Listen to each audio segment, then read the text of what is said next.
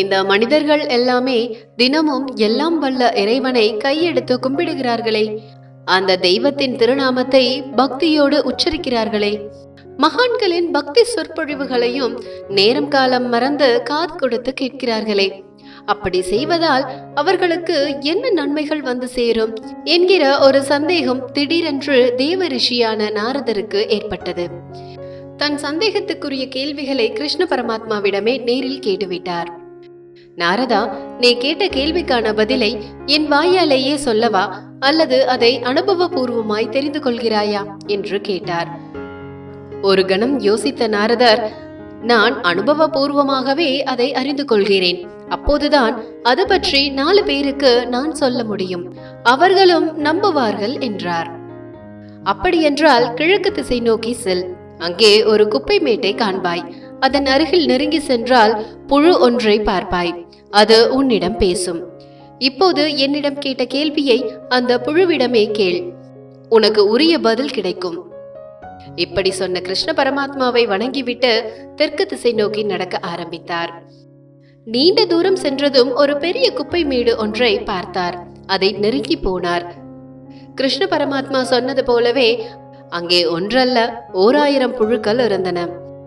அதை பார்த்த நாரதருக்கு ஒரு மாதிரியாக ஆகிவிட்டது. இதில் பேசக்கூடிய புழுவை நான் எங்கே எப்படி தேடி கண்டுபிடிப்பேன் என்கிற கவலையோடு பார்த்து கொண்டிருந்தார். அப்போது ஒரே ஒரு புழு மட்டும் தன்னுடைய முன்னங்கால்களால் நாரதரை வணங்கிவிட்டு பேச ஆரம்பித்தது. வாருங்கள் நாரதரே, திடீரென்று இந்த குப்பை மேட்டு பக்கம் வந்திருக்கிறீர்கள், எதுவும் விசேஷமா என்று கேட்டது அந்த புழு. கிருஷ்ண பரமாத்மாவிடம் கேட்ட அதே கேள்வியை புழுவிடம் கேட்டார். ஓ, இதுதான் விஷயமா என்று கேட்ட அந்த புழு சற்று யோசித்ததுதான் தாமதம். அக்கணமே சுருண்டு விழுந்து துடிதுடித்து இறந்து போனது. அதை பார்த்த நாரதர் மிரண்டு போனார். அருகில் கிடந்த குச்சியை எடுத்து அந்த புழுவை அசைத்து பார்த்தார். அது உறுதியாக இறைவனடி போய் சேர்ந்து விட்டது. என்னடா இது, அந்த கிருஷ்ண பரமாத்மா சொல்லிதானே அந்த கேள்வியை கேட்டோம், இப்படி அநியாயமாய் இறந்து விட்டதே என்று எண்ணி வருந்தினார். நேராக கிருஷ்ண பரமாத்மாவிடமே போனார். இறைவா, நீங்கள் ஏன் அப்படி ஒரு காரியத்தை செய்தீர்கள்? உங்களிடம் கேட்ட கேள்வியை நான் அந்த புழுவிடம் கேட்க அது இறந்தே போய்விட்டது.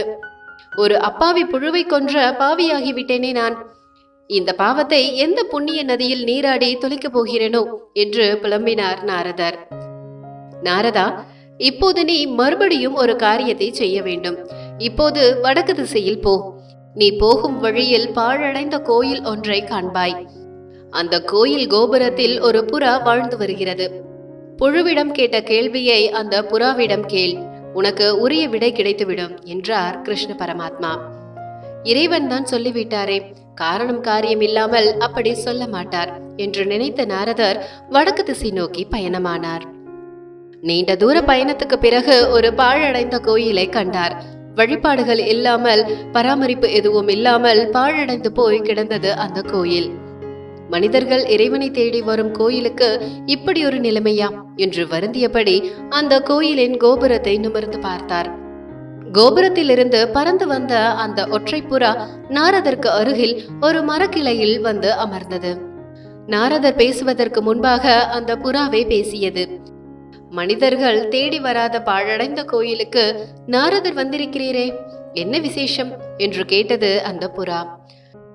இந்த மனிதர்கள் எல்லாம் தினமும் இறைவனை கையெடுத்து கும்பிடுகிறார்களே, அந்த தெய்வத்தின் திருநாமத்தை பக்தியோடு உச்சரிக்கிறார்களே, மகான்களின் பக்தி சொற்பொழிவுகளையும் நேரம் காலம் மறந்து காது கொடுத்து கேட்கிறார்களே, அவர்கள் இப்படி செய்வதால் என்ன நன்மைகள் வந்து சேரும் என்று இறைவனிடம் கேட்டேன். அவர் அந்த கேள்வியை உன்னிடம் கேட்க சொல்லி அனுப்பியிருக்கிறார். உனக்கு அதற்கான பதில் தெரியுமா என்று கேட்டார் நாரதர். சிறிது நேரம் மௌனமாக இருந்த புறா திடீரென்று இறக்கைகளை அடித்துக்கொண்டு பறக்க ஆரம்பித்தது. ஆனால் அதனால் தொடர்ந்து பறக்க முடியவில்லை. நாரதர் காலடியிலேயே இறந்து விழுந்தது. பதறி போய்விட்டார் நாரதர். அவர் அந்த கேள்வியை கேட்க போய் ஏற்கனவே குப்பை மேட்டில் இருந்த புழு அடைந்த மோட்சத்தை இந்த புறாவும் அடைந்து விட்டது. அப்பாவி புழுவின் இறப்புக்கு காரணமான நான் இப்போது ஒரு புறாவின் இறப்புக்கும் காரணமாகிவிட்டேனே. இப்படி ஒரு காரியத்தை ஏன் செய்ய சொன்னீர்கள் என்று அந்த கிருஷ்ண பரமாத்மாவிடம் இதே கோபத்தோடு சூடாக கேட்க வேண்டும் என்று வைகுண்டத்துக்கு போனார்.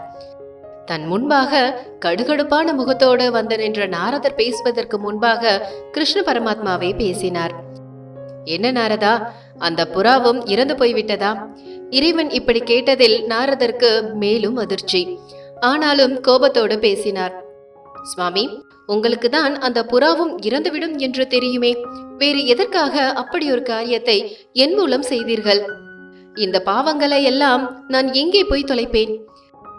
நாரதருக்கு ஏன் இவ்வளவு கோபம்? அமைதி கொள் நாரதா.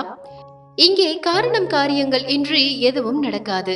அதுவும் என் மூலம் நடக்கும் ஒரு காரியத்துக்கு அர்த்தம் இல்லாமல் இருக்காது. இப்போது நான் சொல்ல போகிற ஒரு காரியத்தை மட்டும் செய்துவிடும். நீ என்னிடம் எழுப்பிய கேள்விக்கான பதில் கிடைத்துவிடும் என்றார் கிருஷ்ண பரமாத்மா. சொல்லுங்கள் இறைவா. அந்த ஒரு கேள்வி உங்களிடம் நான் கேட்க போய் அதற்குரிய விடை கிடைக்காததால் 1000 கேள்விகள் என் புத்திக்குள் உதித்து விட்டன. அந்த கேள்விகளை எல்லாம் உங்களிடம் கேட்டால் நான் என் வாழ்நாள் முழுவதும் இந்த வைகுண்டத்துக்கும் பூலோகத்துக்கும் மாறி மாறி அலைந்து கொண்டுதான் இருக்க வேண்டும் போல என்று புலம்பாத குறையாக கூறினார் நாரதர். உன் அங்கலாய்ப்பை எல்லாம் நிறுத்திக்கொள் நாரதா. இந்த ஒரு காரியத்தை மட்டும் இறுதியாக செய்துவிடும். நீ கேட்ட கேள்விக்கான பதில் உறுதியாக கிடைத்துவிடும் என்று கிருஷ்ணர் சொல்ல, அடுத்ததாக நான் என்ன செய்ய வேண்டும் என்று அவரிடம் கேட்டார் நாரதர். இப்போது தெற்கு திசை நோக்கி செல். அங்கே அரசன் ஒருவன் இருக்கிறான். அவனுக்கு ஆண் குழந்தை ஒன்று பிறந்திருக்கிறது. அந்த குழந்தையிடம் உனது சந்தேகத்துக்குரிய கேள்வியை கேள், சரியான விடை கிடைத்துவிடும் என்றார் கிருஷ்ணர். நாரதர் பதிலெதுவும் சொல்லாமல் அமைதியாகவே இருந்தார். ஏற்கனவே அந்த கேள்வியை கேட்க போய் அந்த புழுவும் புறாவும் எப்படி இறந்ததோ அதேபோல் அந்த குழந்தையும் இருக்க வேண்டும். நான் அந்த அரசனிடம் தர்ம அடி வாங்க வேண்டும். அந்த அரசன் அடிப்பானா அல்லது தூக்கில் தொங்க விடுவானா என்பது கூட தெரியாதே என்று மனதிற்குள் பதற்றமாய் யோசித்தார். நாரதா, நீ பயப்படும்படி அப்படி ஒன்றும் அங்கே நடக்காது. அந்த அரசன் ரொம்ப நல்லவன். அவன் உன்னை தூக்கில் எல்லாம் போட மாட்டான் என்று கிருஷ்ணர் பதில் சொல்ல, நம்ம மைண்ட் வாய்ஸ் இவருக்கு கேட்டு விட்டது போல என்று தனக்குள் சொல்லிக்கொண்டு தெற்கு திசை நோக்கி நடக்க ஆரம்பித்தார். நீண்ட தூர பயணத்துக்கு பிறகு அந்த அரசனின் நாட்டை சென்றடைந்தார். நாரதர் வந்த நேரம் அந்த நாடே திருவிழா கோலம் பூண்டிருந்தது. கிருஷ்ண பரமாத்மா சொன்னது போலவே அந்த நாட்டின் அரசனுக்கு ஒரு மகன் பிறந்திருந்தான். அதுவும் இறைவனை வேண்டி தவமிருந்து நீண்ட காலத்துக்கு பிறகு பெற்ற ஒரே பிள்ளை. இதை தெரிந்து கொண்ட நாரதருக்கு பெரும் குழப்பம். அரண்மனைக்கு போவோமா இல்லை வந்த வழியே திரும்பி விடுவோமா? அந்த கேள்வியை கேட்க போய் அந்த அரசனின் குழந்தைக்கு ஏதாவது ஆகிவிட்டால்? நாரதரால் அப்படி ஒரு சம்பவத்தை கற்பனை செய்யக்கூட முடியவில்லை. ஆனாலும் இறைவன் மீது பாரத்தை போட்டுவிட்டு எல்லாம் நன்மைக்கே என்று எண்ணியபடி அரண்மனைக்குள் காலடி எடுத்து வைத்தார். நாரதரின் வரவை அந்த நாட்டின் அரசன் எதிர்பார்க்கவில்லை. அவரை உற்சாகமாக வரவேற்று மகிழ்ந்தான். பிறகு தன்னுடைய குழந்தையை பார்க்க அழைத்து சென்றான். நாரதர் வந்திருப்பதும் அதற்குதான் என்பது அவனுக்கு தெரியாது. அரசனின் குழந்தை முன்பு போய் நின்றார் நாரதர். தங்க தொட்டிலில் மல்லார்ந்து படுத்தபடி சிரித்து விளையாடி கொண்டிருந்தது அந்த குழந்தை. நாரதரை பார்த்ததும் இன்னும் அதிகமாக சிரித்து மகிழ்ந்தது. பதிலுக்கு நாரதரும் சிரித்து வைத்தார்.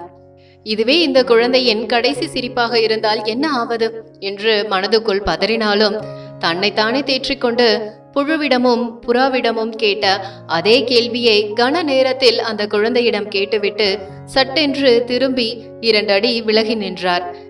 எல்லாவற்றையும் மீறி குழந்தைக்கு ஏதாவது ஆகிவிட்டால் தப்பித்துக் கொள்ளலாம் என்பதால் அப்படி செய்தார்.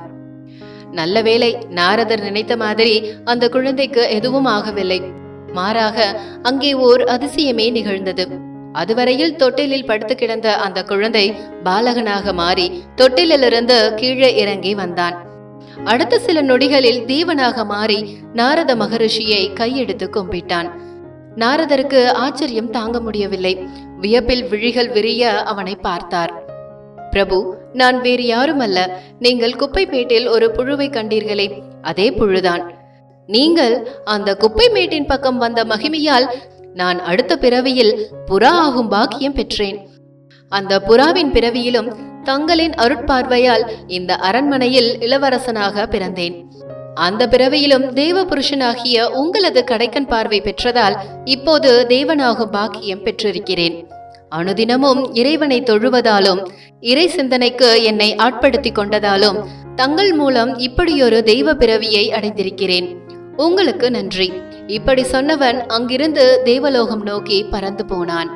நாட்டின் மன்னனும் அந்த இறைவனே தனக்கு மகனாக வந்து பிறந்து அருளாசி வழங்கிவிட்டு போகிறான் என்று ஆனந்த கண்ணீரில் கையெடுத்து கும்பிட்டான். எல்லாம் வல்ல இறைவனின் திருநாமத்தை உச்சரிப்பதால் எப்பேற்பட்ட பெரும்பேறு கிடைக்கும் என்பதை அனுபவபூர்வமாக உணர்ந்தார் நாரதர். நாமும் தானே? இந்த வீடியோ பிடிச்சிருந்தா லைக் பண்ணுங்க, ரொம்ப பிடிச்சிருந்தா நண்பர்களுக்கும் ஷேர் பண்ணுங்க.